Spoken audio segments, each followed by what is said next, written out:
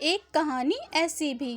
हर दिन की तरह मैं सुबह 8 बजे चाय पीने के लिए अपने हॉस्टल से बाहर जाने के लिए निकला। मैं जैसे ही चाय की दुकान वाले के पास पहुंचा, देखा आज चाय वाला वहां पे नहीं था। शायद देर से पहुंचने के कारण वो चाय वाला वहां से जा चुका था। फिर मैंने सोचा कि आगे जाकर कहीं नाश्ता कर लिया जाए। बहुत ज़ोर की भूख लगी थी। मैं आगे की होटल की ओर जा रहा था। तभी मेरी नज़र फुटपाथ पर बैठे दो बच्चों पर पड़ी। दोनों लगभग 10-12 साल के रहे होंगे। बच्चों की हालत बहुत ख़राब और कमज़ोर नज़र आ रहे थे। कमज़ोरी के कारण अस्थिपिंजर साफ दिखाई दे रहे थे। वे भूखे लग रहे थे। छोटा बच्चा रोते हुए बड़े भाई को खाने के बारे में कह रहा था। बड़ा भाई उसे चुप कराने की कोशिश कर रहा था।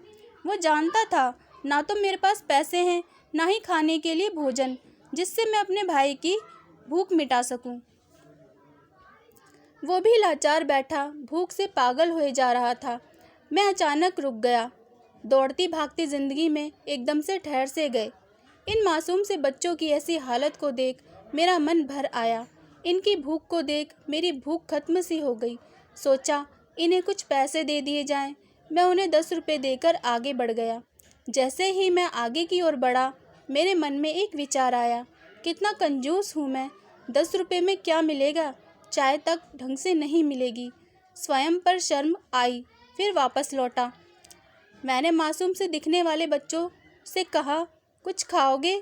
बच्चे थोड़े असमंजस में पड़े। मैंने कहा, बेटा मैं नाश्ता करने जा रहा हूँ, तुम भी कर लो। वे दोनों भूख के कारण तैयार हो गए। उनके कपड़े गंदे होने और ऐसी हालत में देखकर होटल वाले ने डांट दिया और भगाने लगा। मैंने कहा, भाई साहब उन्हें जो खाना है वो उन्हें दे दो, पैसे मैं दूंगा। मेरी बात सुन। होटल वाले ने आश्चर्य से मेरी ओर देखा। उनकी आंखों में उसके बर्ताव के लिए शर्म साफ दिखाई दी। बच्चों ने नाश्ता, मिठाई व लस्सी मांगी। सेल्फ सर्विस के कारण मैंने नाश्ता बच्चों को लेकर दिया। बच्चे जब खाने लगे, उनके चेहरे की खुशी देख मेरे चेहरे पर स्माइल आ गई। उस वक्त उन दो मासूम बच्चों को देखकर मुझे अपना बचपन याद आ गया। होटल से निकलने के बाद मैंने बच्चों को कहा, जो पैसे मैंने दिए हैं उसमें 2 रुपये का शैम्पू लेकर हेड पंप के पास नहा लेना और फिर दोपहर शाम का खाना पास के मंदिर में चलने वाले लंगर में खा लेना। और मैं नाश्ते के पैसे देकर फिर अपनी दौड़ती दिनचर्या की ओर बढ़ निकला। होटल के आसपास के लोग बड़े सम्मान के साथ देख रहे थे। होटल वाले के शब्द आदर में परिवर्तित हो चुके थे। मैं अपने हॉस्टल की ओर निकला। थोड़ा मन भारी लग रहा था। मन थोड़ा उनके बारे में सोचकर दुखी हो रहा था। रास्ते में मंदिर आया। मैंने मंदिर की ओर देखा और कहा, हे भगवान आप कहाँ हो?